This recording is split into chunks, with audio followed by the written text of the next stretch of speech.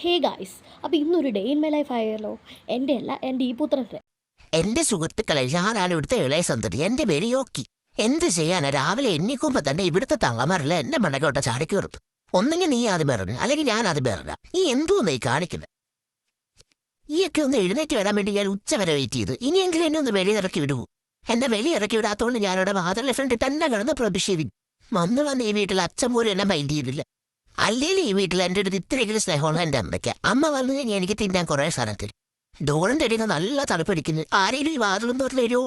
കള്ള തന്ത എന്നെ മൈൻഡ് ചെയ്യാതെ ഇവിടെ എ സി ഇട്ടിട്ട് പൊതിച്ചു മൂടി കിടന്ന് ഉറങ്ങും. ഞാൻ എന്തായാലും കട്ടിലടി കുറച്ചു നേരം കിടന്ന് ഉറങ്ങിട്ടു.